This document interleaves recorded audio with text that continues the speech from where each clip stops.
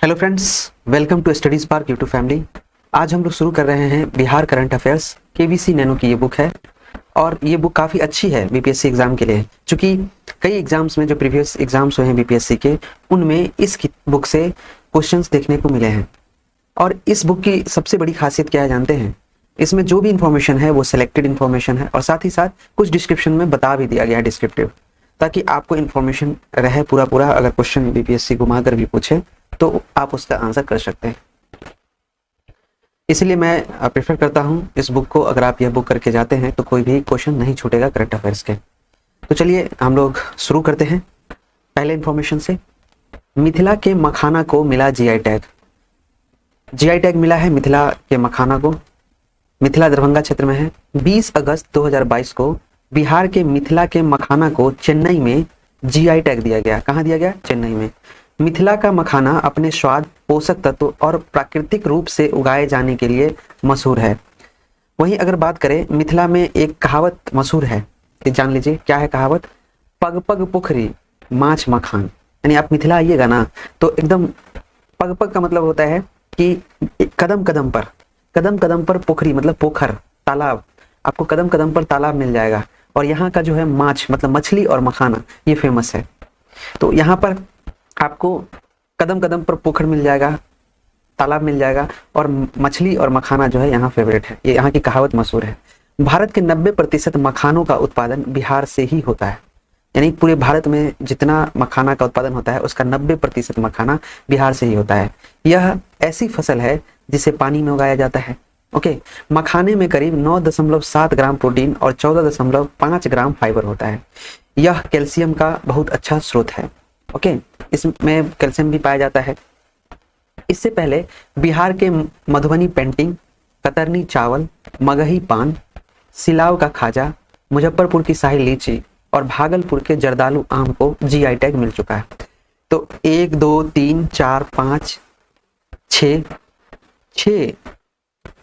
Product है यहाँ के जिनको जीआई टैग मिल चुका है। वो क्या क्या है याद रखिए? मधुबनी पेंटिंग, कतरनी चावल, मगही पान, सिलाव का खाजा, मुजफ्फरपुर की शाही लीची और भागलपुर का जर्दालू आम। और एक नया जीआई टैग मिला है मखाना को। तो अब कुल 7 प्रोडक्ट हो गए हैं बिहार से। अब बात करते हैं बिहार मंत्रिमंडल लिस्ट 2022 की। अभी हाल ही में नई सरकार का गठन हुआ है। 16 अगस्त 2022 को मुख्यमंत्री नीतीश कुमार और उप मुख्यमंत्री तेजस्वी यादव ने मंत्रिमंडल का विस्तार किया है। इस नए मंत्रिमंडल के अंतर्गत 31 विधायकों को मंत्री पद की शपथ दिलाई गई है। कितने? 31 विधायक, जिसमें राष्ट्रीय जनता दल के 17 और जनता दल यूनाइटेड के 12 तथा 4 मंत्री, यानी कि कुल 4 मंत्री जो है ये अन्य है ना, अन्य दल का है। 12 मंत्री है जनता दल यूनाइटेड का और राष्ट्रीय जनता दल के 17 मंत्री है। 4 अन्य दल के हैं और विभिन्न दलों से ये संबंधित हैं जिनको मंत्रिमंडल में शामिल किया गया है। यहाँ पे लिस्ट दिया गया है, देख लीजिए। बिहार मंत्रिमंडल लिस्ट 2022। यहाँ नेता का नाम है और संबंधित विभाग है। नेता है नीतीश कुमार, ये मुख्यमंत्री के पद पर है। तेजस्वी यादव उप मुख्यमंत्री ऑफ बिहार हैं। तेज प्रताप यादव जी को मिला है वन पर्यावरण विभाग। आलोक मेहता हैं, उनको मिला है राजस्व एवं भूमि सुधार विभाग। ओके, फिर बात करें अनीता देवी की, ये भी मंत्रिमंडल में है। इनको मिला है पिछड़ा अति पिछड़ा वर्ग कल्याण विभाग। वहीं सुरेंद्र यादव जी को मिला है सहकारिता विभाग। चंद्रशेखर जी को मिला है शिक्षा विभाग और ललित यादव को मिला है लोक स्वास्थ्य अभियंत्रण। शिक्षा याद कर लीजिएगा, शिक्षा, स्वास्थ्य, ये सब चीज इंपॉर्टेंट होता है। तो शिक्षा मिला है चंद्रशेखर को, है ना। ललित यादव जी को मिला है लोक स्वास्थ्य अभियंत्रण। और स्वास्थ्य जो है ना, खुद उप मुख्यमंत्री महोदय ने खुद अपने पास रखा हुआ है। स्वास्थ्य विभाग तेजस्वी जी ने अपने पास ही रखा हुआ है डिपार्टमेंट। जितेंद्र राय कला संस्कृति व युवा मंत्रालय को मिला है, जितेंद्र राय जी को। अब रामानंद यादव जी को मिला है खान एवं भूतत्व विभाग। सुधाकर सिंह को मिला है कृषि विभाग, ये भी याद कर लीजिएगा, कृषि को सुधाकर सिंह। सर्वजीत कुमार को मिला है पर्यटन विभाग। सुरेंद्र राम को मिला है श्रम संसाधन मंत्रालय, श्रम संसाधन विभाग। समीम अहमद को मिला है गन्ना उद्योग और शाहनवाज जी को मिला है आपदा प्रबंधन। इसमें आगे बात करते हैं इसराइल मंसूरी के बारे में। इनको मिला है सूचना प्रौद्योगिकी। कार्तिक सिंह जी को मिला है विधि एवं न्याय। समीर महासेठ को मिला है उद्योग मंत्रालय। विजय चौधरी जी को मिला है वित्त, वाणिज्य एवं संसदीय कार्य। विजेंद्र यादव जी को मिला है ऊर्जा एवं योजना विभाग। अशोक चौधरी जी को मिला है भवन निर्माण विभाग और श्रवण कुमार जी को मिला है ग्रामीण विकास। संजय झा जी को मिला है जल संसाधन एवं सूचना व जनसंपर्क विभाग। मदन सहनी को मिला है समाज कल्याण। शीला कुमारी को मिला है परिवहन। लेसी सिंह को मिला है खाद्य व उपभोक्ता संरक्षण। जमा खान को मिला है अल्पसंख्यक कल्याण विभाग। जयंत राज जी को मिला है लघु जल संसाधन। सुनील कुमार को मिला है निबंधन उत्पाद व मद्य निषेध। मुरारी प्रसाद गौतम को मिला है, ये कांग्रेस से है, पंचायती राज मिला है इनको। अफाक आलम कांग्रेस से हैं, इनको पशु एवं मत्स्य संसाधन मिला है। संतोष कुमार सुमन को अनुसूचित जाति व जनजाति कल्याण विभाग मिला है। और ये हैं हम से हिंदुस्तानी आवाम मोर्चा, हम पार्टी से हैं संतोष कुमार सुमन, अनुसूचित जाति व जनजाति कल्याण विभाग। सुमित कुमार सिंह को, ये निर्दलीय हैं, इनको मिला है विज्ञान एवं प्रावैधिकी। नीतीश कुमार जी ने 8वीं बार मुख्यमंत्री पद की शपथ ली है। जनता दल यूनाइटेड के नेता नीतीश कुमार को राज्यपाल फागू चौहान ने 10 अगस्त को 8वीं बार बिहार के मुख्यमंत्री पद की शपथ दिलाई। राष्ट्रीय जनता दल के नेता तेजस्वी प्रसाद यादव ने भी दूसरी बार उप मुख्यमंत्री के पद पर शपथ ली है। तो 10 अगस्त को ये मुख्यमंत्री जी हैं 8वीं बार शपथ लिए और तेजस्वी प्रसाद जी भी दूसरी बार उप मुख्यमंत्री पद का शपथ ग्रहण किए हैं। नीतीश कुमार ने 9 अगस्त को इस्तीफा देने से पहले एनडीए से अलग होने की घोषणा करते हुए 164 विधायकों के समर्थन के साथ नई सरकार बनाने का दावा पेश किया था।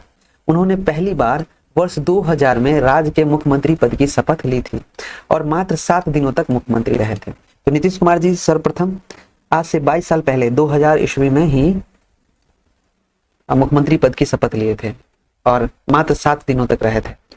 ठीक है, याद रखना है, पहली बार मुख्यमंत्री कब बने थे? 2000 ईस्वी में। बिहार की 106 साल पुरानी खगोलीय वेधशाला यूनेस्को की धरोहर सूची में शामिल। 106 साल पुरानी है और ये कहाँ है?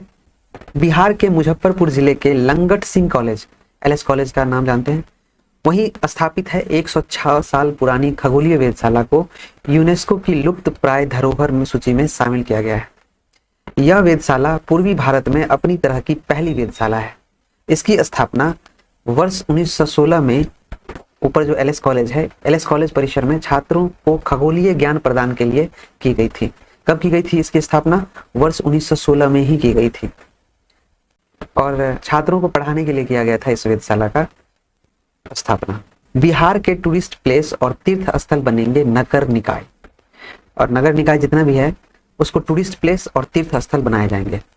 5 अगस्त 2022 को मुख्यमंत्री नीतीश कुमार की अध्यक्षता में हुई कैबिनेट की बैठक में बिहार के पर्यटन स्थलों, तीर्थ स्थलों और पहाड़ी क्षेत्रों और मंडी शहरों को नगर निकाय के रूप में विकसित करने के प्रस्ताव को मंजूरी दी गई है। और बिहार में स्थित तीर्थ स्थल, पर्यटन स्थलों, पहाड़ी क्षेत्रों और मंडी शहरों को नगर निकाय, नगर निगम, नगर परिषद और नगर पंचायत के रूप में विकसित करने का प्रस्ताव नगर विकास एवं आवास विभाग द्वारा लाया गया था। कैबिनेट की मंजूरी के बाद अब नगर एवं आवासन विभाग पहाड़ी क्षेत्र, तीर्थ स्थल, पर्यटन स्थल या मंडी शहर को नगर पालिका के रूप में अधिसूचित कर सकेगा। इस प्रस्ताव के तहत 1.5 लाख से ज्यादा की आबादी वाले तीर्थ स्थल और टूरिस्ट प्लेस को नगर निगम बनाया जाएगा। वहीं 30,000 से 1.5 लाख तक की आबादी वाले इन स्थलों को नगर परिषद बनाया जाएगा। याद रखना, 1.5 लाख से ज्यादा जहां आबादी होगी उसको नगर निगम बना दिया जाएगा। ठीक है, और जहां 30,000 से 1.5 लाख तक होगी आबादी वहां पर उस स्थल को नगर परिषद बना दिया जाएगा, नगर परिषद। और 9,000 से 30,000 तक की जनसंख्या वाले स्थलों को नगर पंचायत बनाया जाएगा। ये फैसला लिया गया है। बात करते हैं इंडिया इनोवेशन इंडेक्स। इसमें बिहार को 15वां स्थान मिला है। इंडिया इनोवेशन इंडेक्स में बिहार को 15वां स्थान मिला है। 21 जुलाई 2022 को नीति आयोग द्वारा जारी इंडिया इनोवेशन इंडेक्स 2021 में 17 बड़े राज्यों में बिहार को 15वां स्थान मिला है। नीति आयोग के तीसरे इंडिया इनोवेशन इंडेक्स में राज्यों और केंद्र शासित प्रदेशों को उनके प्रदर्शन की प्रभावी तुलना करने के लिए 17 प्रमुख राज्यों, 10 पूर्वोत्तर और पहाड़ी राज्यों तथा 9 केंद्र शासित प्रदेश व शहरों राज्यों की श्रेणी में वर्गीकृत किया गया था। तो कह रहा है नीति आयोग का जो तीसरा इंडिया इनोवेशन इंडेक्स था उसमें राज्य और केंद्र शासित प्रदेश को उनके प्रदर्शन के अनुसार जो है 17 प्रमुख राज्य और 10 पूर्वोत्तर और पहाड़ी राज्यों तथा 9 केंद्र शासित प्रदेश व शहर राज्यों की श्रेणी में वर्गीकृत किया गया था। नेक्स्ट है 17 प्रमुख राज्यों में कर्नाटक 18.01 अंक के साथ शीर्ष स्थान पर है। कर्नाटक को इंडिया इनोवेशन इंडेक्स में प्रथम स्थान मिला है और अंक है 18.01, जबकि तेलंगाना 17.66 अंक के साथ दूसरे और हरियाणा 16.35 अंक के साथ तीसरे स्थान पर है। कर्नाटक, तेलंगाना और हरियाणा, ये आपको रैंकिंग याद रखना है। प्रमुख राज्यों में बिहार 58 अंक के साथ 15वें स्थान पर है, नीचे से है तीसरा। 17 प्रमुख राज्य में 15वां स्थान पे है, तो कहाँ ज्यादा डेवलपमेंट है। पूर्वोत्तर और पहाड़ी राज्यों की श्रेणी में मणिपुर 37 अंकों के साथ शीर्ष स्थान पर है। जब पहाड़ी राज्यों की बात होगी, पूर्वोत्तर राज्यों की, तो मणिपुर को शीर्ष स्थान मिलेगा 37 अंक के साथ। इस श्रेणी में उत्तराखंड 17.67 अंक के साथ दूसरे स्थान पर है, जबकि नागालैंड 11 अंक के साथ सबसे निचले पायदान पर है। करेक्ट। केंद्र शासित प्रदेशों व शहर राज्यों की श्रेणी में चंडीगढ़ 27.88 अंक के साथ शीर्ष स्थान पर है। यहां पर केंद्र शासित प्रदेश व शहर राज्यों की श्रेणी में पूछा जाएगा तो चंडीगढ़ प्रथम श्रेणी। याद रहेगा आपको, कर्नाटक पहले स्थान पर, तेलंगाना दूसरे स्थान पर, हरियाणा तीसरे स्थान पर और बिहार 15वें स्थान पर है। मणिपुर पूर्वोत्तर और पहाड़ी राज्यों की श्रेणी में प्रथम स्थान पर है, उत्तराखंड दूसरे स्थान पर है और नागालैंड सबसे नीचे है। जब बात करें केंद्र शासित प्रदेश व शहर राज्यों की श्रेणी में, तो चंडीगढ़ शीर्ष स्थान पर है और ये इंडेक्स दिया है नीति आयोग ने, इंडिया इनोवेशन इंडेक्स। अब हम लोग बात करते हैं climate change learning lab. Climate change learning lab 17 जुलाई 2022 को बिहार पर्यावरण एवं जलवायु परिवर्तन मंत्री नीरज कुमार सिंह ने, देख लीजिए, बिहार पर्यावरण एवं जलवायु परिवर्तन मंत्री नीरज कुमार सिंह ने, ये नीरज कुमार सिंह है मंत्री, उन्होंने बिहार में होने वाले जलवायु परिवर्तन के बारे में अध्ययन के लिए पटना जू में क्लाइमेट चेंज लर्निंग लैब का उद्घाटन किया। ठीक है। बिहार राज्य प्रदूषण नियंत्रण परिषद की ओर से यूरोपियन यूनियन एवं जर्मनी की एक संस्था GIZ द्वारा यह लैब स्थापित करेगा। ओके। बिहार राज्य में जो प्रदूषण नियंत्रण परिषद है उसकी तरफ से यूरोपियन यूनियन एवं जर्मनी की एक संस्था है GIZ द्वारा एक लैब स्थापित किया जाएगा। ऐसी लैब बिहार में पहली बार स्थापित की गई है। ओके। यह लैब जलवायु परिवर्तन के विभिन्न पहलुओं पर आम जनता को, विशेष स्कूली बच्चों को जागरूक करेगी। इस लैब का काम होगा कि यह जलवायु परिवर्तन से संबंधित जितने भी पहलू हैं उससे आम जनता को अवगत कराएं और जो स्कूल में बच्चे पढ़ रहे हैं उनको भी इस चीज के बारे में जागरूक किया जाए। प्रधान सचिव अरविंद कुमार चौधरी ने कहा कि राज्य सरकार का प्रयास है कि वर्ष 2040 तक राज्य में शून्य कार्बन उत्सर्जन के लक्ष्य को प्राप्त कर लिया जाए। तो यहाँ का जो प्रधान सचिव है अरविंद कुमार चौधरी, उन्होंने कहा है कि राज्य सरकार का प्रयास है कि 2040 तक शून्य कार्बन उत्सर्जन के लक्ष्य को प्राप्त कर लिया जाए। ये बिहार का है, लेकिन जहां इंडिया की बात करेंगे तो शून्य कार्बन उत्सर्जन के लिए 2070 प्रधानमंत्री नरेंद्र मोदी जी ने निर्धारित किया है। 2070 ईस्वी तक इस लक्ष्य को प्राप्त करने का वर्ष निर्धारित किया है और बिहार में 2040 तक। बिहार की सबसे बड़ी एलिवेटेड कॉरिडोर सड़क 15 जुलाई 2022 को भारतीय राष्ट्रीय राजमार्ग प्राधिकरण NHAI ने दानापुर रेलवे स्टेशन से बिहटा के ESI मेडिकल कॉलेज तक एलिवेटेड कॉरिडोर के निर्माण के लिए निविदा कर दी है। इस प्रोजेक्ट के तहत 21 किलोमीटर लंबे एलिवेटेड कॉरिडोर का निर्माण किया जाना है। तो कहां से कहां तक बनेगा ये? दानापुर रेलवे स्टेशन से बिहटा तक। आरा बलिया रेलवे लाइन, पूर्वोत्तर रेलवे द्वारा 61 किलोमीटर लंबे आरा बलिया रेलवे लाइन का सर्वे कार्य पूरा कर लिया गया है। वर्तमान में बक्सर पटना लाइन पर स्थित जगजीवन हाल्ट को भोजपुर जंक्शन के रूप में विकसित किया गया है। तो जगजीवन हाल्ट जो है ना, उसको भोजपुर जंक्शन के रूप में विकसित किया जाएगा और ये वर्तमान में है बक्सर पटना लाइन पर स्थित है। बक्सर से पटना के लिए जो लाइन जाती है वहां पर जगजीवन हाल्ट है, उसको जंक्शन बनाने के लिए, भोजपुर जंक्शन के लिए किया जा रहा है ये प्रयास। यह रेलवे लाइन आरा के नैनी जोड़ से गंगा नदी पुल पार कर छपरा के हल्दी होती हुई छपरा वाराणसी रेल लाइन से मिल जाएगी, है ना। तो यह जो रेल लाइन है वो आरा के नैनी जोड़ से गंगा नदी पुल पार करेगी और छपरा के हल्दी होते हुए छपरा वाराणसी रेल लाइन से मिल जाएंगी। अब बिहार विधानसभा शताब्दी समापन समारोह 2022, इस न्यूज को भी पढ़ते हैं। 12 जुलाई 2022 को बिहार विधानमंडल शताब्दी समापन समारोह के अवसर पर मुख्य अतिथि के रूप में प्रधानमंत्री नरेंद्र मोदी जी ने बिहार के गौरवशाली अतीत का प्रतीक शताब्दी स्मृति स्तंभ का उद्घाटन किया। इस अवसर पर उन्होंने परिसर में एक कल्पतरु का पौधारोपण भी किया। कौन सा पौधा था? कल्पतरु का पौधा।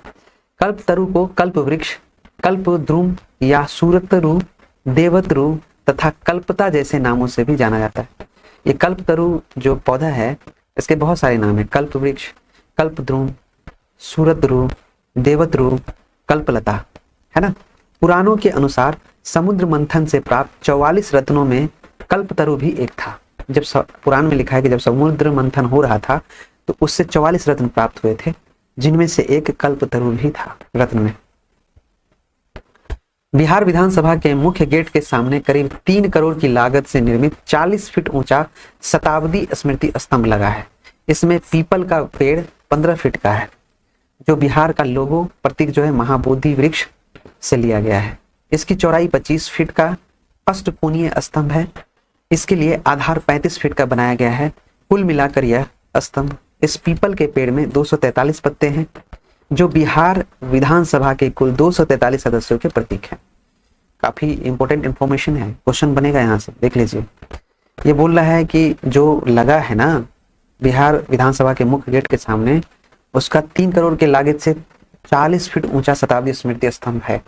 इसमें पीपल का पेड़ है 15 फीट का, और उसमें बिहार का लोगो भी लगा है जो हमारा प्रतीक है महाबोधि वृक्ष का।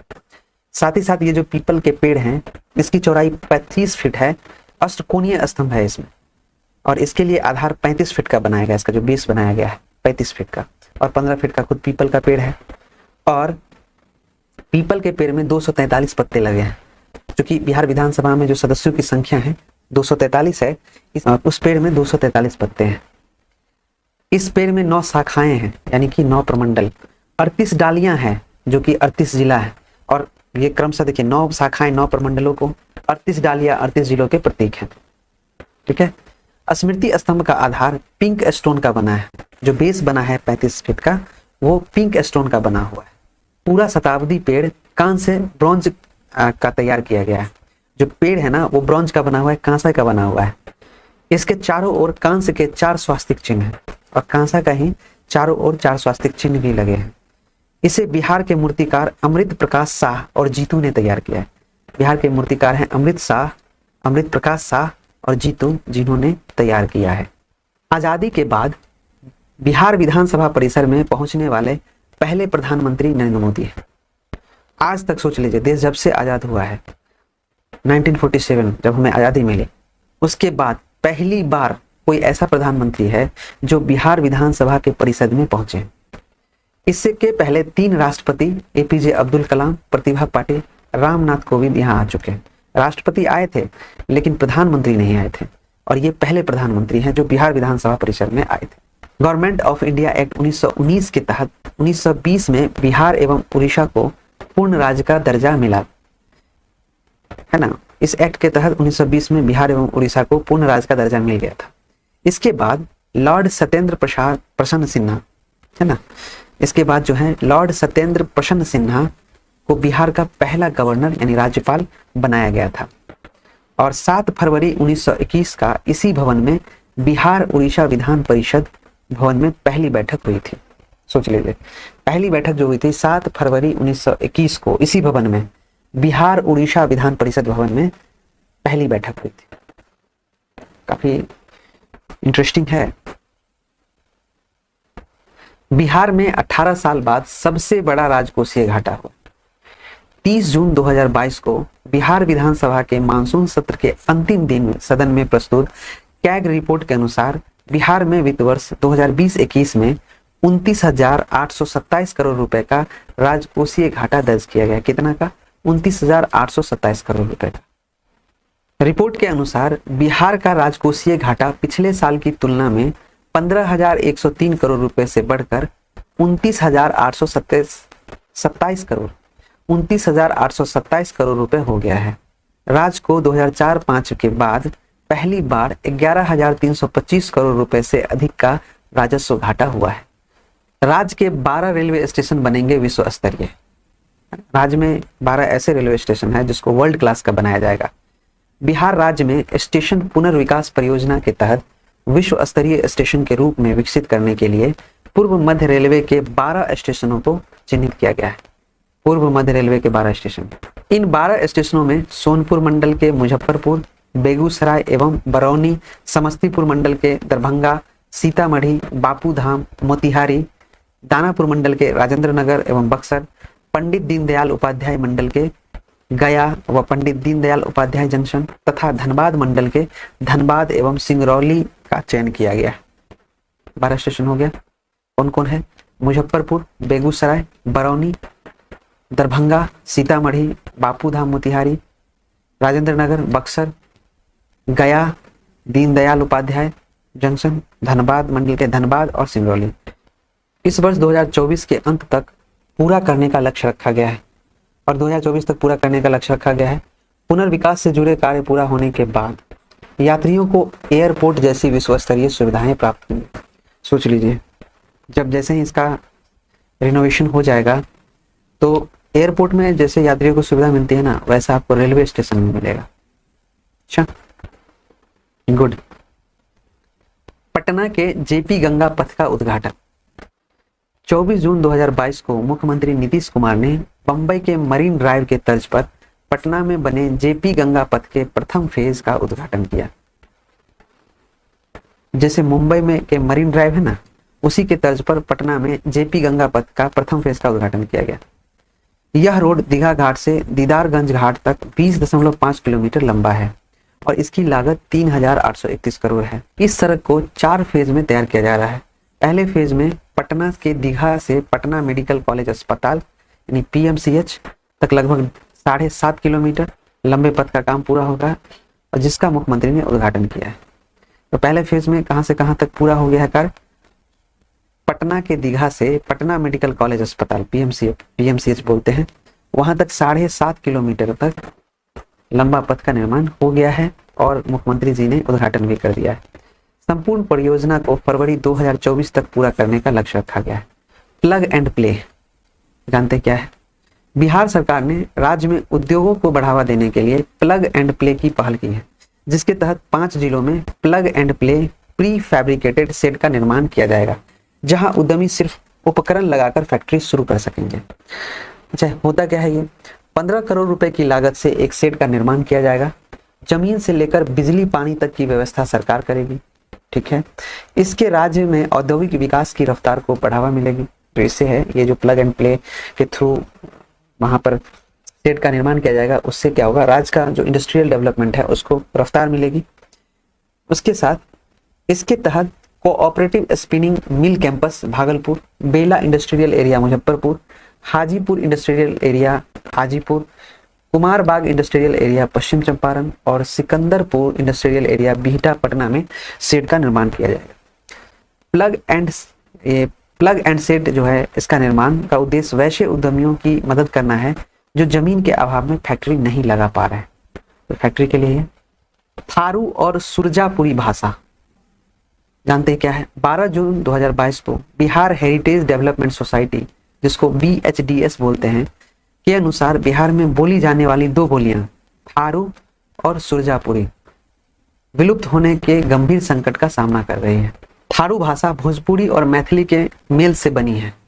ओके, थारू भाषा जो है भोजपुरी और मैथिली के मेल से बनी है और यह थारू समुदाय द्वारा मुख्य रूप से पश्चिमी और पूर्वी चंपारण जिलों में बोली जाती है। सुरजापुरी भाषा बांग्ला, मैथिली और हिंदी के मेल से बनी है और इसको बोलने वाले मुख्य रूप से राज्य के हैं किशनगंज, कटिहार, पूर्णिया और अररिया जिलों में रहते हैं। सुरजापुरी इस भाषा को किशनगंजिया नाम से भी जाना जाता है। देश का सबसे बड़ा स्टील ब्रिज है गांधी सेतु। गांधी सेतु देश का सबसे बड़ा स्टील ब्रिज है। 7 जून 2022 को पटना में केंद्रीय सड़क परिवहन एवं राजमार्ग मंत्री नितिन गडकरी और राज्य के मुख्यमंत्री नीतीश कुमार ने महात्मा गांधी सेतु के पूर्वी छोर का लोकार्पण किया। ठीक है, कब? 7 जून 2022 को पटना में केंद्रीय सड़क परिवहन एवं राजमार्ग मंत्री नितिन गडकरी और राज्य के मुख्यमंत्री नीतीश कुमार ने महात्मा गांधी सेतु के पूर्वी छोर का लोकार्पण किया था। इसे सीमेंट की जगह स्टील से बनाया गया है। यह सेतु देश का सबसे बड़ा स्टील ब्रिज है। यह 5.6 किलोमीटर लंबा है। उल्लेखनीय है कि इस पुल पर पश्चिमी छोर का लोकार्पण वीडियो कॉन्फ्रेंस के माध्यम से 30 जुलाई 2020 को किया गया था। ठीक है, तो इसका जो है पश्चिमी छोर का जो लोकार्पण है वो वीडियो कॉन्फ्रेंसिंग के माध्यम से किया गया था 30 जुलाई 2022 को। बिहार के 2 जिलों में पेट्रोलियम का भंडार मिला है। 6 जून 2022 को बिहार सरकार ने राज्य के समस्तीपुर और बक्सर जिलों में तेल रिजर्व की मौजूदगी का आकलन करने के लिए ONGC को पेट्रोलियम एक्सप्लोरेशन लाइसेंस, जिसे PEL बोलते हैं, की मंजूरी दे दी है। किसको मिला है? ONGC को पेट्रोलियम एक्सप्लोरेशन लाइसेंस।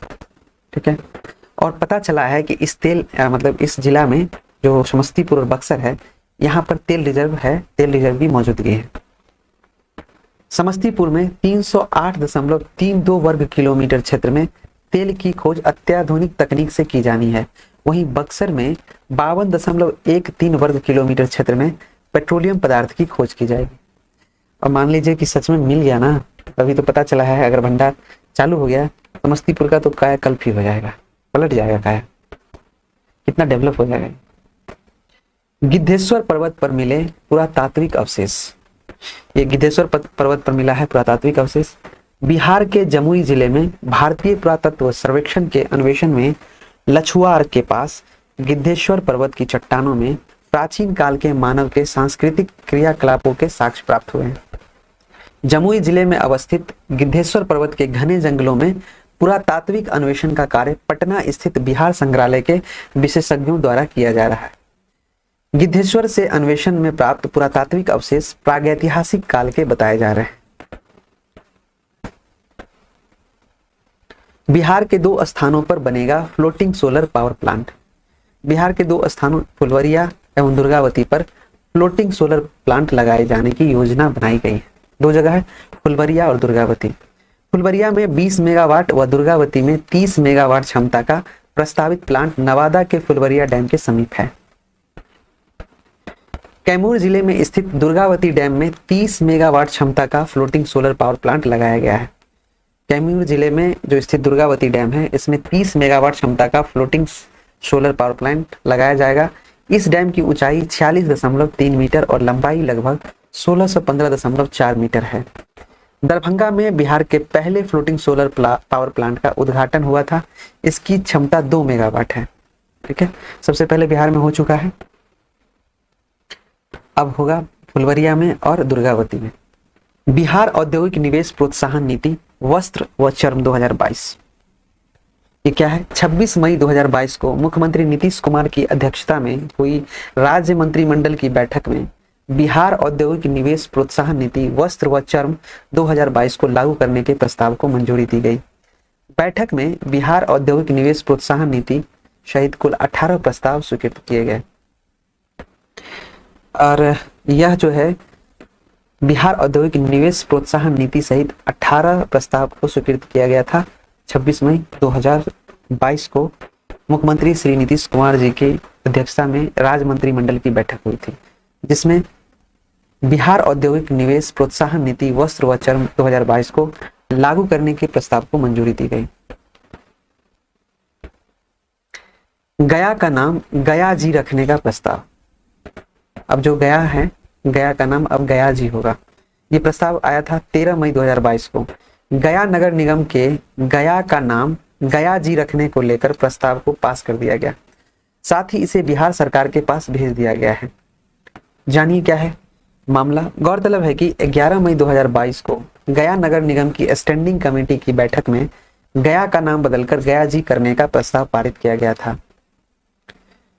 गया शहर के नामकरण के पीछे यह मान्यता है कि यहाँ भगवान विष्णु ने एक द्वंद्व युद्ध में गयासुर का वध किया था। प्राचीन ग्रंथों में वर्णित है कि यहाँ स्वयं भगवान राम ने अपने पितरों का पिंडदान किया था। ठीक है, और यहाँ पे सब जाते भी हैं पिंडदान के लिए। बिहार इन्वेस्टर समिट 2022, 12 मई 2022 को बिहार में निवेशकों को आकर्षित करने के उद्देश्य से देश की राजधानी दिल्ली में बिहार इन्वेस्टर समिट 2022 का आयोजन किया गया। ठीक है, कहाँ किया गया है? दिल्ली में किया गया है इसका आयोजन, बिहार इन्वेस्टर समिट का। इन्वेस्टर को बिहार में इन्वेस्टमेंट करने के लिए, आकर्षित करने के लिए, अट्रैक्ट करने के लिए यह समिट किया गया। नई दिल्ली में आयोजित इस समिट का उद्घाटन बिहार के उप मुख्यमंत्री उस समय के निवर्तमान ताराकिशोर प्रसाद तथा उद्योग मंत्री शाहनवाज हुसैन ने दीप प्रज्वलित कर किया था। इस समिट में देश के नामी गिरामी 110 कंपनियों ने भाग लिया और राज्य में निवेश की इच्छा जताई थी। मशरूम उत्पादन में देश में नंबर 1 राज्य बना बिहार। राष्ट्रीय बागवानी बोर्ड के नवीनतम आंकड़ों के अनुसार बिहार वर्ष 21-22 में 28,000 टन से ज्यादा मशरूम उत्पादन कर देश में सबसे बड़ा मशरूम उत्पादक राज्य बन गया है। बिहार ने यह उपलब्धि ओडिशा को पीछे छोड़ते हुए हासिल की है। इससे पहले ओडिशा मशरूम उत्पादन में पहले स्थान पर था। ठीक है, अब ओडिशा पीछे चला गया।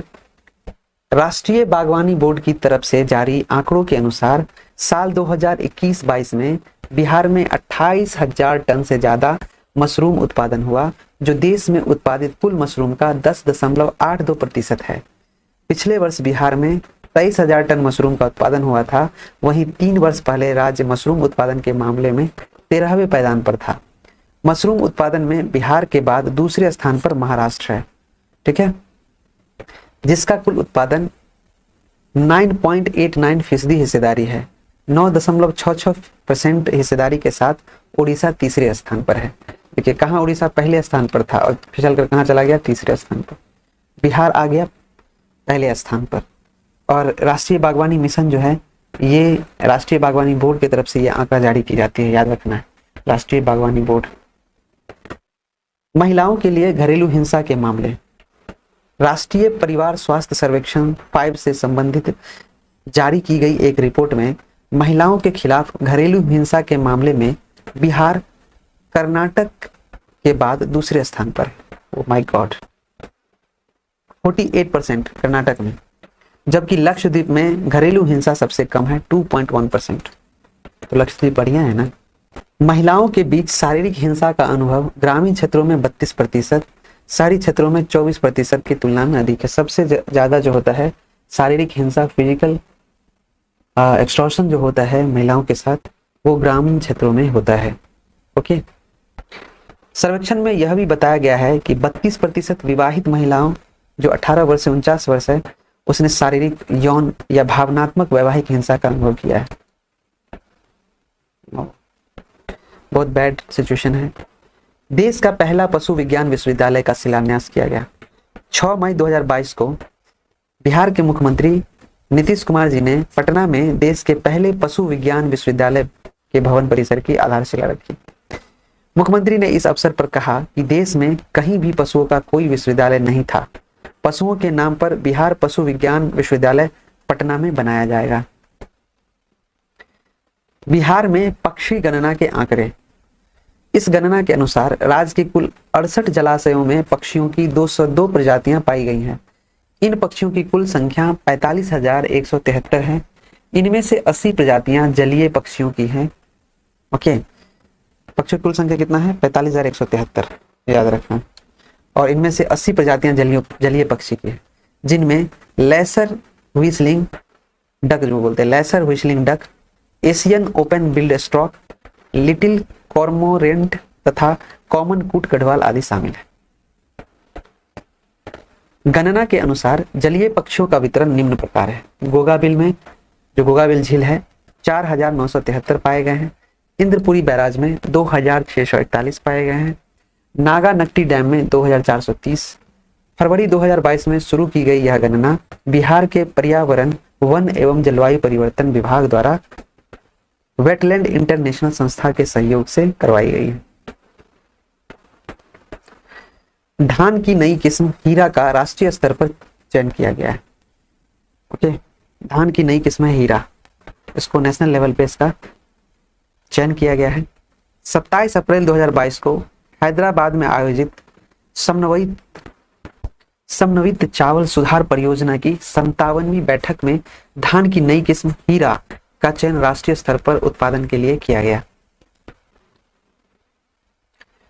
इस नई किस्म का विकास भागलपुर स्थित बिहार कृषि विश्वविद्यालय के क्षेत्राधीन वीर कुंवर सिंह कृषि विश्वविद्यालय डुमरांव के वैज्ञानिक डॉक्टर प्रकाश सिंह और उनकी टीम द्वारा किया गया है।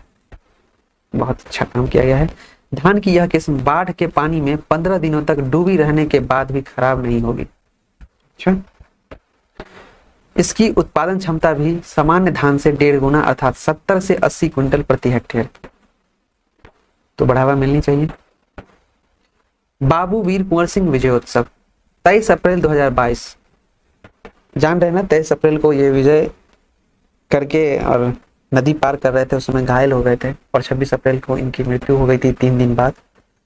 इसीलिए 23 अप्रैल को केंद्रीय गृह एवं सहकारिता मंत्री अमित शाह ने बिहार के जगदीशपुर में बाबू वीर कुंवर सिंह के 164वें विजय उत्सव को संबोधित किया।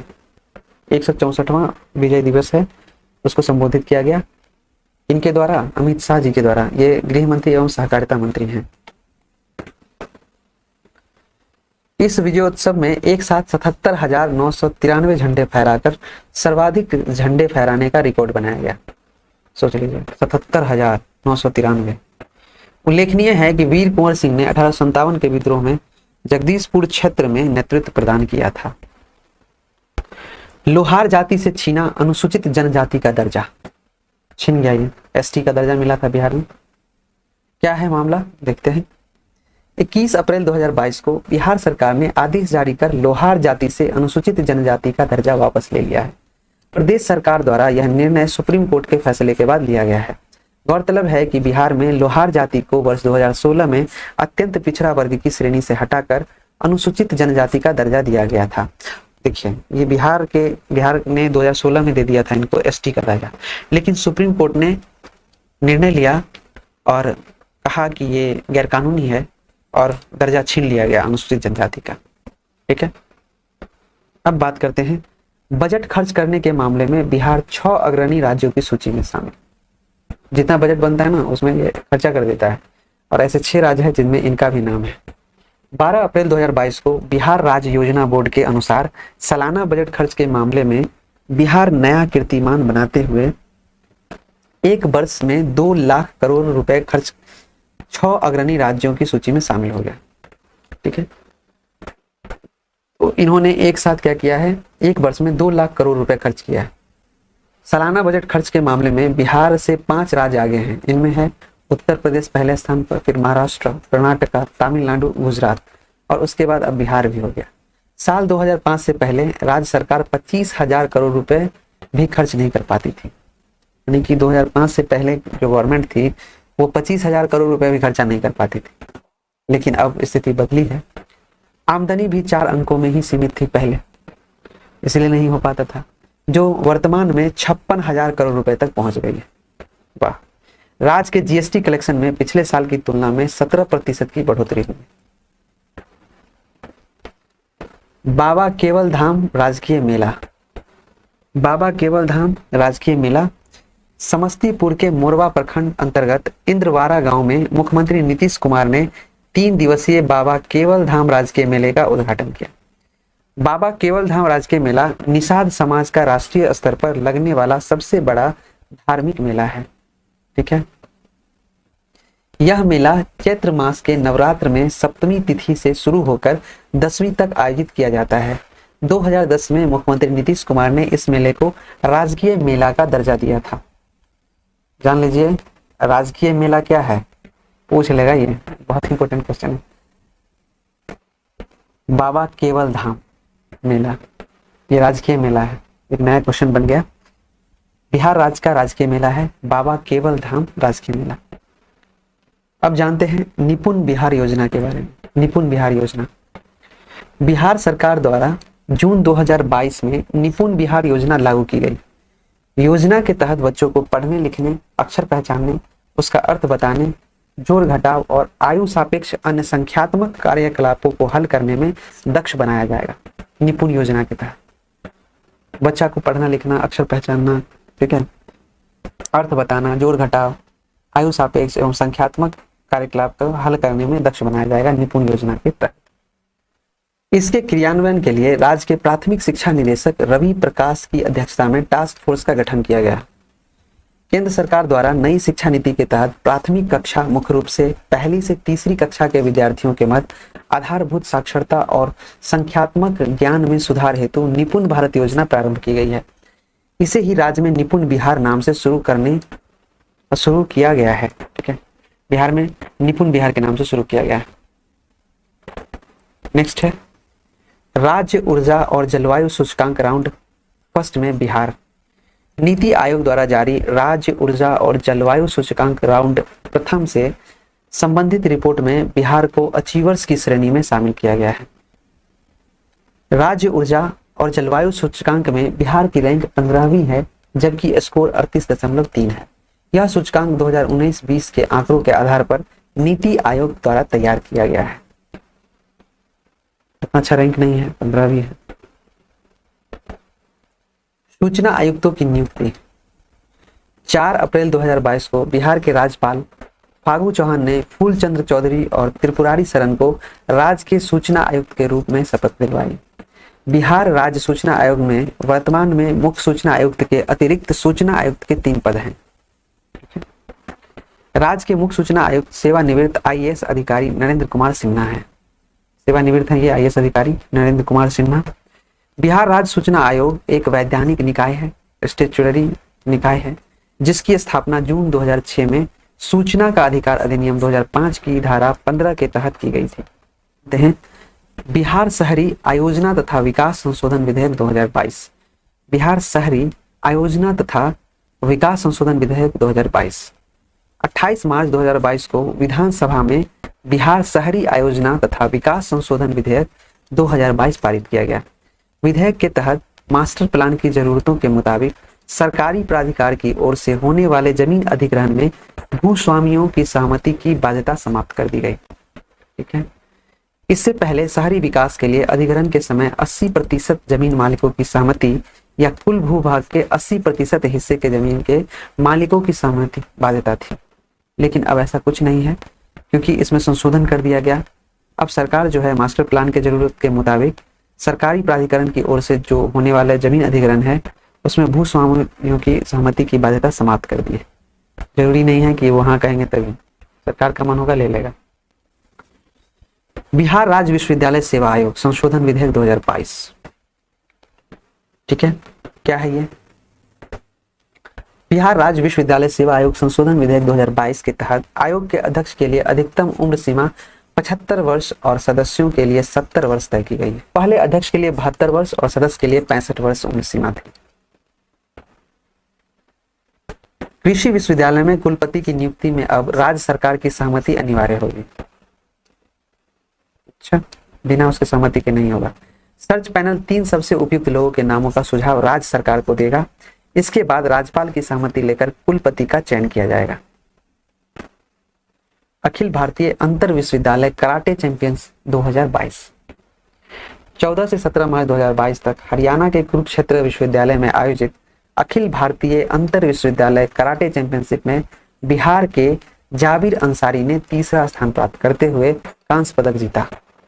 पटना विश्वविद्यालय के जाबिर अंसारी ने इस प्रतियोगिता के 75 किलोग्राम भार वर्ग में वेंकटेश्वर ओपन यूनिवर्सिटी के राजेश के साथ संयुक्त रूप से तीसरा स्थान हासिल किया। जाबिर अंसारी जमुई जिले के नक्सल इलाके के झाझा प्रखंड के तुम्बा पहाड़ गांव के रहने वाले हैं। 2020 की तुलना में 2021 में बिहार में अपराध बढ़ गया है। बिहार में पुलिस मुख्यालय स्तर पर अपराध को लेकर 15 मार्च 2022 को जारी की गई तुलनात्मक रिपोर्ट में डकैती, लूट, हत्या, बलात्कार और गृहवेदन की घटनाओं में कई जिलों में वृद्धि हुई है। राज्य के सभी जिलों में अपराध के मुख्य हेड में वर्ष 2020 और 2021 की तुलनात्मक रिपोर्ट तैयारी की गई है। लगभग सभी हेड में 2020 की तुलना में 2021 में अपराध में बढ़ोतरी दर्ज की गई है। प्रतिशत वृद्धि की बात की जाए तो हत्या में 2020 की तुलना में 2021 में सर्वाधिक वृद्धि दर्ज की गई है। सर्वाधिक हत्या जो हुई है अररिया में, डकैती व लूट में सहरसा, गृहभेदन यानी सेंधमारी में, शिवहर और बलात्कार में अरवल जिले सर्वाधिक प्रतिशत वृद्धि में है। तो जान लीजिए जो सबसे अधिक हत्या हुई है वो अररिया में हुई है, डकैती लूट सहरसा में हुई है और सेंधमारी की घटना जो हुई है शिवहर में हुई है। शिवहर क्या है? क्षेत्रफल के दृष्टिकोण से सबसे छोटा जिला है और शेखपुरा जनसंख्या के दृष्टिकोण से सबसे छोटा जिला है। बलात्कार में अरवल जिले में सर्वाधिक प्रतिशत में वृद्धि हुई। ये बहुत ही डेंजर है बलात्कार और हत्या। अररिया और अरवल दोनों अ से ही है। देखिए हत्या में प्रतिशत वृद्धि वाले टॉप 5 जिले हैं, कौन कौन है? समस्तीपुर भी कम नहीं है। अररिया, सहरसा, पूर्णिया, लखीसराय और समस्तीपुर। देखिए अररिया में वर्ष 2020 में 53 हुआ था, 21 में 76 हो गया। सहरसा में 32 हुआ था, 45 हो गया 2021 में।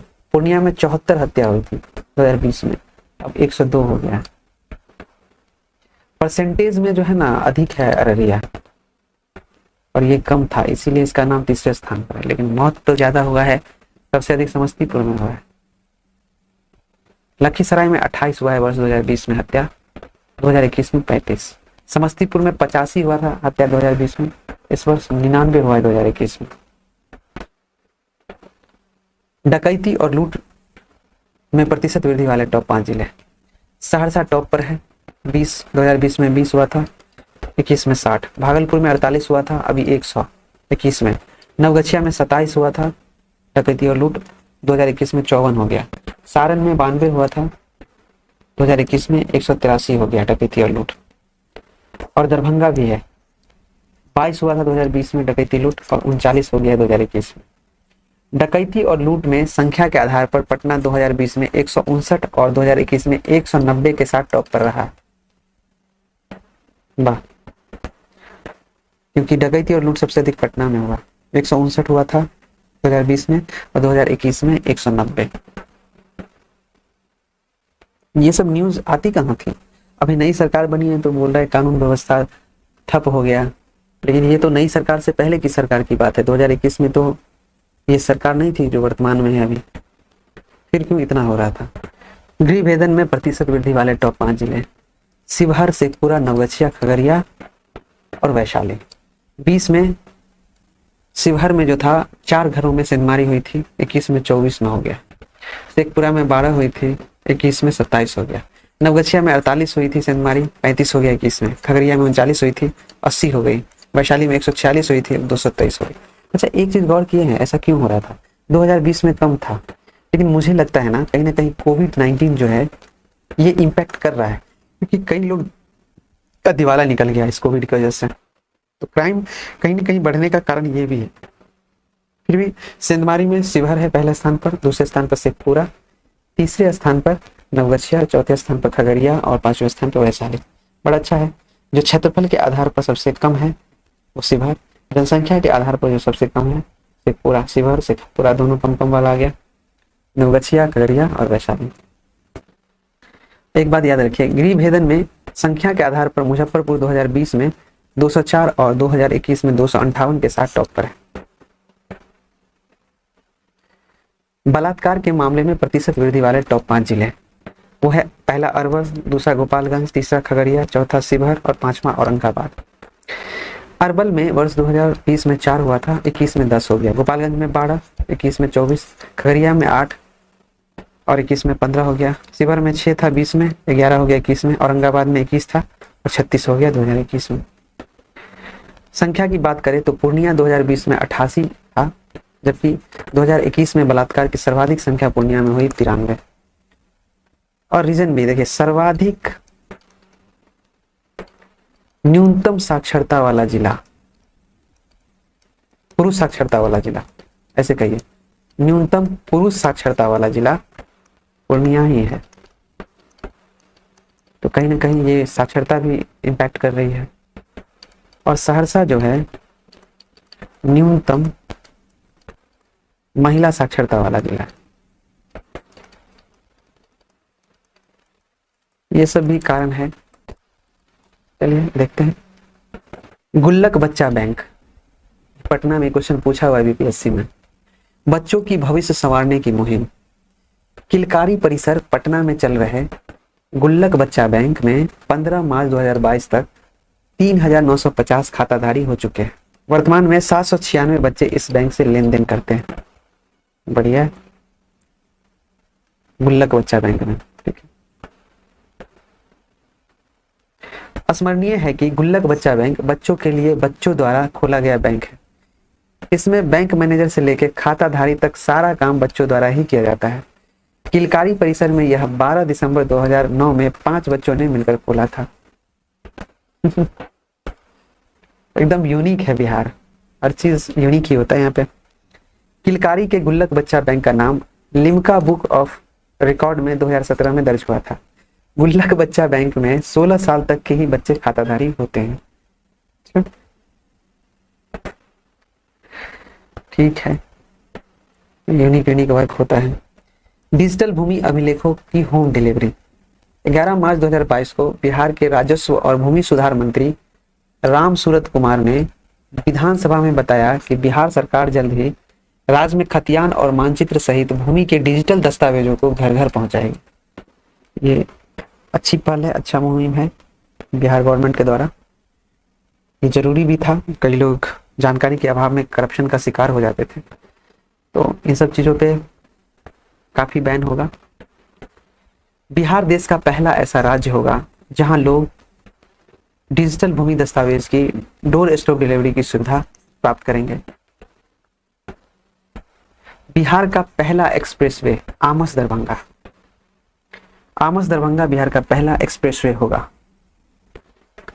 11 मार्च 2022 बिहार का पहला एक्सप्रेसवे आमस दरभंगा का निर्माण 2024 तक पूरा करने का लक्ष्य रखा गया है। ठीक है, भारत माला परियोजना के तहत आमस दरभंगा एक्सप्रेसवे पर काम शुरू हो गया है। इस एक्सप्रेसवे के 4 में से 2 पैकेज की मंजूरी केंद्रीय सड़क एवं राजमार्ग परिवहन मंत्रालय ने दे दी है। औरंगाबाद से जयनगर तक बन रहे 4 लेन की 271 किलोमीटर लंबी एक्सप्रेस कहां से कहां तक है? औरंगाबाद से जयनगर तक 4 लेन है। 271 किलोमीटर लंबी एक्सप्रेसवे की शुरुआत औरंगाबाद के मदनपुर से हो रही है। ठीक है, औरंगाबाद के मदनपुर से हो रही है। यह सड़क पटना सहित बिहार के 6 जिलों से होकर गुजरेगी। अच्छी बात है। गया एयरपोर्ट के बगल से होते हुए यह जहानाबाद और नालंदा के बॉर्डर से गुजरते हुए पटना में कच्ची दरगाह से मिलेगी। यहाँ से बिदुपुर के बीच बन रहे 6 लेन पुल से चक सिकंदर महुआ के पूरब होते हुए ताजपुर जाएगी और वहां से दरभंगा एयरपोर्ट के समीप से गुजरते हुए जयनगर में समाप्त होगी। बहुत लंबा रूट है ये, 6 जिलों से जाना मामूली बात थोड़ी ना है। नवीनगर की तीसरी यूनिट से 559 मेगावाट बिजली का उत्पादन शुरू हो गया है। ओके, 7 मार्च 2022 को औरंगाबाद में नवीनगर बिजली घर की तीसरी यूनिट का ट्रायल उत्पादन सफल होने के बाद इसका व्यावसायिक उत्पादन करने की मंजूरी मिल गई है। 660 मेगावाट की इस तीसरी यूनिट से बिहार को 559 मेगावाट बिजली मिलेगी। और कहां से ये शुरू हुआ है? औरंगाबाद में नवीनगर बिजली घर की तीसरी यूनिट का ट्रायल सफल हो गया है। अब 660 मेगावाट की इस तीसरी यूनिट से बिहार को 559 मेगावाट बिजली मिलेगी। ओके, अब नवीनगर की तीनों यूनिट चालू हो गई हैं। इस कारण बिहार को 1122 मेगावाट के बदले 1680 मेगावाट बिजली मिलेगी। यहाँ से केंद्रीय विद्युत विनियामक आयोग CERC के मानदंडों का पालन करते हुए नवीनगर यूनिट को सफलतापूर्वक कमीशन कर लिया गया है। 19,412 करोड़ रुपए की लागत से सुपर क्रिटिकल तकनीक पर आधारित 660 मेगावाट की 3 इकाइयों के साथ कुल 1980 मेगावाट की कोयला आधारित परियोजना बिहार के औरंगाबाद जिले के बारून प्रखंड में स्थित है। कहाँ है? औरंगाबाद जिले के बारून प्रखंड। विद्युत मंत्रालय ने इस परियोजना की 84.8% बिजली बिहार को आवंटित की है। बाकी बिजली उत्तर प्रदेश, झारखंड और सिक्किम को आवंटित की गई है। ठीक है, तो बिहार में जो है उत्तर प्रदेश, बिहार के बाद उत्तर प्रदेश, झारखंड और सिक्किम को भी इस यहाँ से बिजली प्राप्त होगी।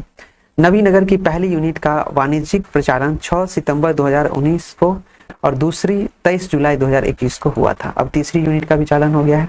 बिहार डेजीपेक्स 2022 24 फरवरी 2022 को बिहार के राज्यपाल फागू चौहान ने पहली राज्य स्तरीय वर्चुअल डाक टिकट प्रदर्शनी बिहार डिजीपेक्स का उद्घाटन किया।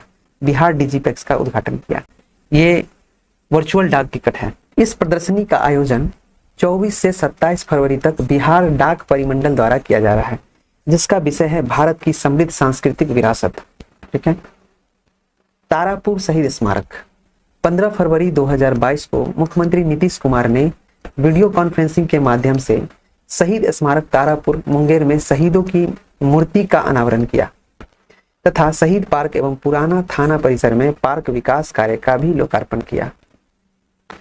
उल्लेखनीय है कि मदन गोपाल सिंह के नेतृत्व में 15 फरवरी 1932 को सभी सरकारी भवनों पर झंडा फहराने के क्रम में पुलिस की फायरिंग में 34 लोग शहीद हो गए थे। माता सीता की सबसे ऊंची प्रतिमा, इसको रामायण रिसर्च काउंसिल के नेशनल कोऑर्डिनेटर व जूना अखाड़े के महामंडलेश्वर स्वामी वीरेंद्रानंद जी महाराज ने माता सीता की विश्व की सबसे ऊंची 251 मीटर प्रतिमा सीतामढ़ी में स्थापित करने की घोषणा की। इसके कार्यान्वयन के लिए भगवती सीता तीर्थ क्षेत्र समिति का गठन किया गया है, जिसका अध्यक्ष स्थानीय सांसद जो है सुनील कुमार को पिंटू को बनाया गया है। माता सीता की 251 मीटर ऊंची प्रतिमा के चारों ओर वृत्ताकार रूप से में भगवती सीता की 108 प्रतिमाएं भी स्थापित की जाएंगी, जो उनके जीवन दर्शन की अभिव्यक्ति करेंगी। यहाँ पर भगवती सीता के जीवन दर्शन पर आधारित एक डिजिटल म्यूजियम, शोध संस्थान और अध्ययन केंद्र का भी निर्माण किया जाएगा। यहाँ पर तुलसीदास, वाल्मीकि, केवट समेत रामायण के प्रमुख पात्रों की प्रतिमाएं भी स्थापित होंगी। अब बात करते हैं दीवार अखबार की। बिहार शिक्षा परियोजना की ओर से जारी निर्देश के तहत राज्य भर के सभी सरकारी हाई स्कूलों की 9वीं एवं 10वीं की छात्राएं दीवार नामक अखबार का प्रकाशन करेंगी। इसके लिए हर स्कूल में एक नोडल शिक्षक होंगे। महीने में 1 या 2 बार प्रकाशित इस अखबार में स्कूल व आसपास की घटनाएं व छात्राओं द्वारा लिखी कहानी, कविताएं होंगे। ई नारी शक्ति ऋण योजना ये किसके द्वारा प्रारंभ की गई है? दक्षिण बिहार ग्रामीण बैंक डीबीजीबी ने अपने चौथे स्थापना दिवस के अवसर पर ई नारी शक्ति ऋण योजना की शुरुआत की। इस योजना के तहत बैंक महिलाओं को इलेक्ट्रिक 2 पहिया गाड़ियों की खरीद के लिए 1 लाख रुपए तक का सस्ता कर्ज देगी। इसके लिए डॉक्यूमेंटेशन फीस नहीं ली जाएगी। पीकू अस्पताल बच्चों के इलाज के लिए राज्य 6 जिलों के सदर अस्पतालों में Piku paediatric intensive care unit जिसको बोलते हैं पीकू फील्ड अस्पताल बनाया जा रहा है। ये बच्चों के इलाज के लिए राज्य के 6 जिलों में जो 6 सदर अस्पताल है जिला के, वहां पे पीकू फील्ड अस्पताल बनाया जाएगा। इनका निर्माण इमरजेंसी रिस्पॉन्ड एवं हेल्थ सिस्टम प्रीपेयर्डनेस पैकेज फेज 2 के तहत किया जा रहा है। ये 6 जिले हैं पटना, बेतिया, खगड़िया, सहरसा, पूर्णिया और नालंदा। एक पीकू अस्पताल में 32 से 42 तक बेड स्थापित किए जाएंगे। ओके। अस्पताल के निर्माण के लिए 3 महीने की समय निर्धारित की गई है। समय सीमा 3 महीने का निर्धारित किया गया है। स्वच्छता सर्वे 2022 के ब्रांड एम्बेसडर। स्वच्छता सर्वे 2022 के प्रति जागरूकता बढ़ाने के लिए पटना की 6 हस्तियों को ब्रांड एम्बेसडर बनाया गया है।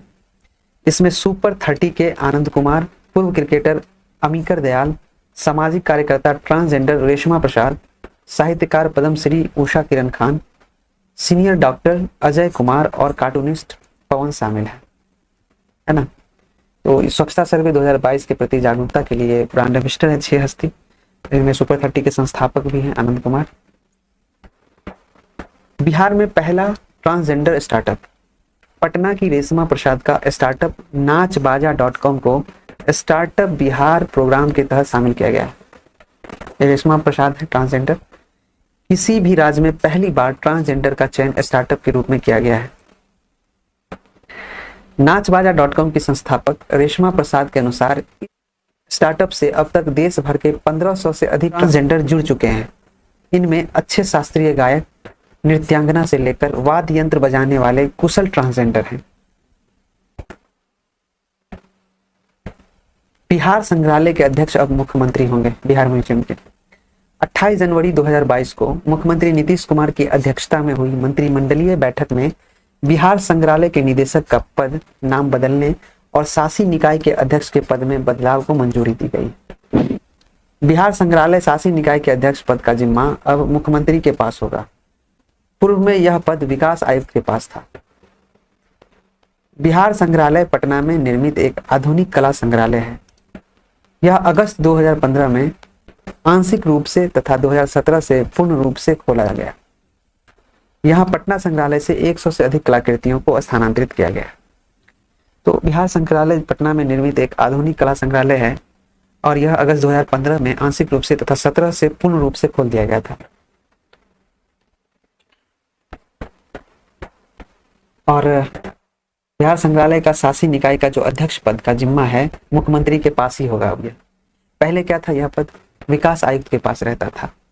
प्राचीन युग से 1764 तक की कलाकृतियों को बिहार संग्रहालय में रखा गया है और 1764 के बाद के अवयव पटना संग्रहालय में रखे गए हैं। तो प्राचीन भारत के युग से लेकर 1764 तक का जो कलाकृति है वह बिहार संग्रहालय में है और 1764 के बाद का जो अवयव है वह पटना संग्रहालय में है। राम जानकी मार्ग अब 4 लेन का होगा, 4 लेन का होगा। 22 जनवरी 2022 को केंद्रीय सड़क परिवहन मंत्री नितिन गडकरी ने राम जानकी मार्ग को 4 लेन बनाने की घोषणा की। बिहार में यह सिवान के मेहरौना घाट से शुरू होकर सिवान, चकिया, सीतामढ़ी के भीठा मोड़ होते हुए नेपाल में समाप्त होगा। बिहार में इस सड़क की कुल लंबाई 243 किलोमीटर है। वैसे राम जानकी मार्ग की शुरुआत यूपी में अयोध्या से हो रही है। बिहार में यह सड़क सिवान के मेहरौना सीमा में प्रवेश करेगी। उसके बाद सारण जिले के मसरक से गंडक नदी पर 70 घाट पुल होते हुए मोतिहारी जिले के मेहसी में पहुंचेगी। मेहसी से यह सड़क शिवहर होते हुए सीतामढ़ी में प्रवेश करेगी और जनकपुर में समाप्त हो जाएगी। चूंकि नेपाल की सीमा से अंतर्राष्ट्रीय सीमा शुरू हो जाती है, इसलिए नेपाल में पड़ने वाली सड़क का निर्माण नेपाल सरकार कराएगी। इस महत्वपूर्ण मार्ग के बन जाने से उत्तर बिहार के साथ ही श्रद्धालुओं को विशेष सुविधा होगी। प्रस्तावित राम जानकी मार्ग का निर्माण भारतीय राष्ट्रीय राजमार्ग प्राधिकरण NHAI द्वारा किया जाएगा। अब क्या है कि अमीनों की जगह ETS मशीन से होगी जमीन की नापी। 23 दिसंबर 2021 को बिहार में अब जमीन की मापी इलेक्ट्रॉनिक टोटल स्टेशन ETS के माध्यम से होगी।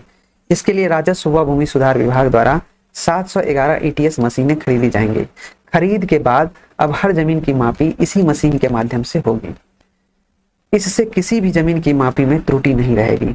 साथ ही मनमानी से गलत मापी कर झगड़ा लगाने के अमीनों की प्रवृत्ति पर भी रोक लगेगी। फिलहाल भूमि सर्वेक्षण के काम में ग्राम सीमा सत्यापन, त्रिसीमाना का निर्धारण समेत किस्तवार का काम इन मशीनों की मदद से किया जा रहा है। यह मशीन एरियल एजेंसी द्वारा उपलब्ध कराई जा रही है। बहुत अच्छी मशीन है। यहाँ उल्लेखनीय है कि इस माध्यम से एक साथ 50 प्लॉटों की मापी की जा सकेगी। अंग्रेजों के जमाने से चले आ रहे जमीन मापी के तरीके अब बदल जाएंगे। अब जरीब चेन की जगह इलेक्ट्रॉनिक टोटल स्टेशन यानी ETS से जमीन मापी जाएंगी। अच्छा है। नीति आयोग स्वास्थ्य सूचकांक 2021, ठीक है, इसकी चर्चा करते हैं। 27 दिसंबर 2021 को नीति आयोग ने 2019-20 के लिए अपने स्वास्थ्य सूचकांक का 4था संस्करण जारी किया, जिसमें समग्र स्वास्थ्य प्रदर्शन के आधार पर राज्यों की रैंकिंग की गई। रिपोर्ट में 19 बड़े राज्यों में समग्र स्वास्थ्य प्रदर्शन के मामले में बिहार 31 स्कोर के साथ 18वें स्थान पर है। केरल 82.20 स्कोर के साथ देश में पहले, तमिलनाडु 72.42 स्कोर के साथ दूसरे व तेलंगाना 69.96 स्कोर के साथ तीसरे स्थान पर है। सुशासन सूचकांक 2021 में बिहार, अब सुशासन सूचकांक भी जारी होने लगा है। 25 दिसंबर 2021 को सुशासन दिवस के अवसर पर, 25 दिसंबर को मनाया जाता है सुशासन दिवस। इस अवसर पर केंद्रीय गृह एवं सहकारिता मंत्रालय के द्वारा सुशासन सूचकांक जारी किया गया। बिहार ने सुशासन सूचकांक की समग्र रैंकिंग में 4.624 स्कोर के साथ ग्रुप बी में 6वीं रैंक प्राप्त किया है। वहीं मध्य प्रदेश ने इस ग्रुप में प्रथम रैंक प्राप्त किया है, जबकि गुजरात ने ग्रुप ए में प्रथम रैंक प्राप्त किया है। बिहार ने पिछले सूचकांक 2019 की तुलना में अपने स्कोर में 5% की वृद्धि की है। पिछले बार इसका स्कोर 4.40 था, जो अब बढ़कर 4.624 हो गया है। 40वें भारतीय अंतर्राष्ट्रीय व्यापार मेले में बिहार पवेलियन ने जीता स्वर्ण पदक। क्या है ये मामला? 27 नवंबर 2021 को भारतीय अंतर्राष्ट्रीय व्यापार मेले में बेहतर प्रदर्शन कर लोगों को आकर्षित करने वाले पवेलियन व कलाकारों को 6 श्रेणियों में सम्मानित किया। 24 राज्यों की प्रदर्शनी के बीच बिहार राज्य के पवेलियन ने स्वर्ण पदक हासिल किया। इसके साथ ही पार्टनर स्टेट के तौर पर भी बिहार को स्वर्ण पदक मिला है। फोकस राज्य के तौर पर उत्तर प्रदेश व झारखंड को स्वर्ण मिला है। राज्यों के पवेलियन में असम के पवेलियन को रजत और केरल को कांस्य पदक मिला है। अब हम लोग जानते हैं बहुआयामी गरीबी सूचकांक 2021 के बारे में। क्या है ये? रिपोर्ट के अनुसार बिहार की 51.91% जनसंख्या गरीब है। वहीं केरल देश का न्यूनतम गरीबी राज्य है, केरल में कम गरीबी है। यहाँ की केवल 0.71% जनसंख्या ही गरीब है। बिहार की 51.88% जनसंख्या जो कि देश में सर्वाधिक है, कुपोषण का शिकार है। वहीं सिक्किम देश का सबसे कम कुपोषित राज्य है। इस बहुआयामी सूचकांक में बिहार को 0.265 स्कोर प्राप्त हुआ है, जिसमें ग्रामीण क्षेत्रों का MPI स्कोर 0.286 एवं शहरी क्षेत्रों का MPI स्कोर 0.117 है, जो बताता है कि बिहार के ग्रामीण क्षेत्रों में अधिक गरीबी है। किशनगंज बिहार का सबसे गरीब जिला है, ओके, जहां की 64.75% जनसंख्या गरीब है। वहीं अररिया 64.65% के साथ गरीब है। मधेपुरा 64.35%, पूर्वी चंपारण 64.13% एवं सुपौल 64.10% सर्वाधिक गरीब जिले हैं। अररिया, मधेपुरा, पूर्वी चंपारण, सुपौल सर्वाधिक गरीब जिले हैं। पटना बिहार का कम गरीब वाला जिला है, यहाँ पे कम गरीबी है, जहाँ सिर्फ 29.20% जनसंख्या ही गरीब है।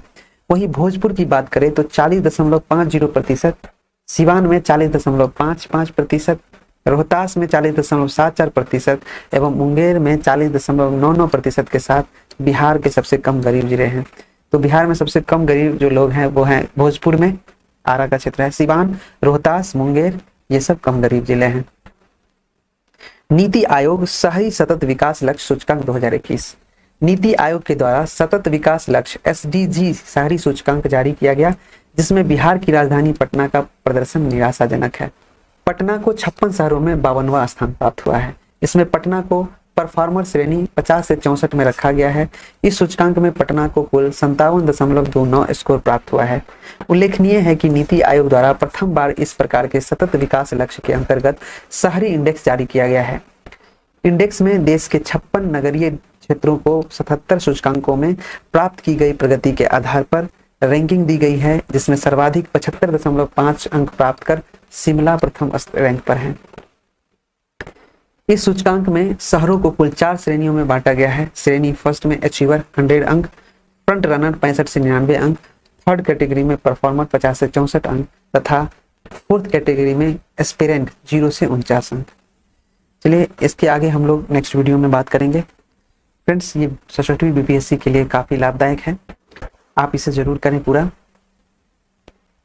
अगर आपको यह वीडियो अच्छा लगा है तो अपने दोस्तों के बीच शेयर करें, और अगर हमारे चैनल पे आप नए हैं तो प्लीज़ हमारे चैनल को सब्सक्राइब कर लें।